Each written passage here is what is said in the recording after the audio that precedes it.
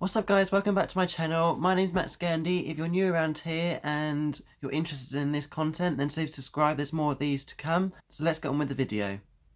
So today I'm going to do one of my timeless reviews. It's one of the new series that I'm thinking of doing. And we're going to start today by Forza Horizon. This is the first generation one. It was released in 2012 and it was based in Colorado in America. Now, I will probably do revisited series of the newer ones as well, so Horizon 2, Horizon 3, not necessarily 4 because obviously it is the new game that has come out. It's something that I really enjoyed when it first came out, and it's a game that I used to play all the time. So in the process of this video, you'll see me driving around in a few different cars. I start by going into a race and a championship and things in this Mazda MX-5, and then I sort of move into this McLaren that I use to demonstrate a few features from and everything. The reason I'm looking down here, if there's anything, is I've got some notes down here. So it was set in Colorado in 2012, and it was based on like a festival theme. So they had like a main central hub where you had these 6 stations. I think it was auto show, marketplace, paint shop, and all of those things, which you'll probably see in the process of this video anyway. But they had all those 6 things, and then they also had outposts. Now, I think they had about 4 outposts or something, and they had them dotted around sort of north, south, west, and east, all around the map, where you could go into them, and you could. They were actually better than the actual festival hub in the actual game, because in the festival hub in the game, you'd have to go to a different location to be able to change the paint on your car or upgrade your car.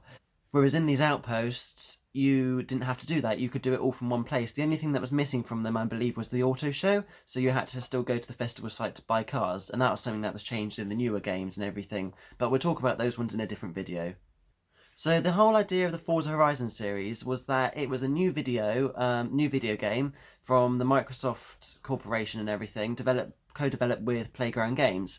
Now, they were relatively new to the market. I think they created a few other games here and there. Microsoft collaborated with Playground Games, and they created the first open world Forza game, which was obviously Forza Horizon. So before this, they were mainly created around racing on tracks and things, but with this one they decided to develop an open world thing. Now, the whole open world thing, I'll get into that a bit later on, but basically you'll be able to see it throughout the video, that the whole idea of open world is that you can go anywhere you want, and I think that was something sort of to do with the phrase of what it was as well. The whole open world thing in the first Forza Horizon, there were so many barriers, you couldn't even drive off-road. I mean, you could do dirt tracks, but you couldn't drive over fields and things, and that's something that they changed.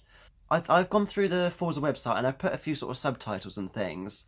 So this is about the open road. So what they claim is that they have an unrivaled variety and stunning vistas. Now, this is true.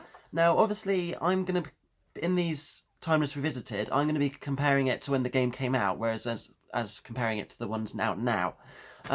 Because the car list and also the graphics and things. I mean, graphics in Forza games are one of the best ones that are out there. And when this game came out, they had they were the best graphics out. And I think originally it ran on the Xbox 360. In this video, I'm running it on an Xbox One because it's backward compatible. This is the only Forza game that is backward compatible. I tried it on the 360, but it was really slow. So I just decided to use the backward compatibility, and also I've got a few cars here and there on there and everything. So also you've got like different race events and things. So you've got the circuit racing, and you've got like drifting contests, which I don't actually remember doing. I think that might have been an online thing. So if you don't know, when you go into the main screen, you've got single player, multiplayer, and there's something else or other. But my Xbox Live membership doesn't have online capabilities and things, just because I don't use it. So this is the single player mode, and along sort of things of events that you can do, you've also got the point-to-point races and the street races. And I'm going to shut that curtain because it's getting on my nerves. Oh. So in addition, what you've also got barn finds. Now, I actually go and collect one of my barn finds that I've got previously in this game. And also, I go and find one. Now, a lot of these barn finds I can remember where they are because I've got them 2 or 3 times from playing the game many times. And so the one I actually collect in this one is the Mercedes. This is obviously one of the most iconic Mercedes that you've got there with the big doors and everything. So So race events and things, yeah. So you got point-to-point races, and you can go to like street circuits and everything. And then also they did like mixed surface and dirt racing. So you could drive a Lamborghini or something on road, and then you'd have to do part of the track on dirt. Now, obviously, that car isn't the best car to do it in. And also, on the subject of like the open road and everything, they had a dynamic day and night cycle. Now, this was something that was completely new to Forza, because I believe it was in Forza Motorsport 5 where they had the Abu Dhabi track, and that was in dark. There is also a great car list for the day, but obviously when this game first came out, there's obviously a few licensing. You know, every game's got to have licensing problems and everything, and one of those was Porsche. Now, back in like 2012 and everything, Porsche was a very difficult thing to get hold of. So they used to have this thing called, I think it was RUF or RUF, I'm not sure how you pronounce it.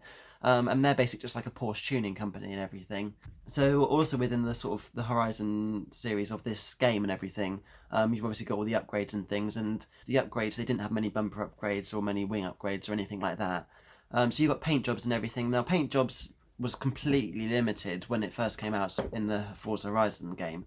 Obviously, I mean, if you've ever played a Forza Horizon game or you've played any Forza game, you can change the actual body shell, you can change the bonnet, the mirrors, the wheels, the colour of the glass, and stuff like that. And then obviously all across the map and everything, you've got like 13 locations you can go to. So you've got a few different towns and well, cities, which is a town, and you got a few different like open plains and mountains and everything. So that just about wraps up my timeless revisited review of Forza Horizon. Now it's 2012, so at the time of filming this video, it is 7 years old.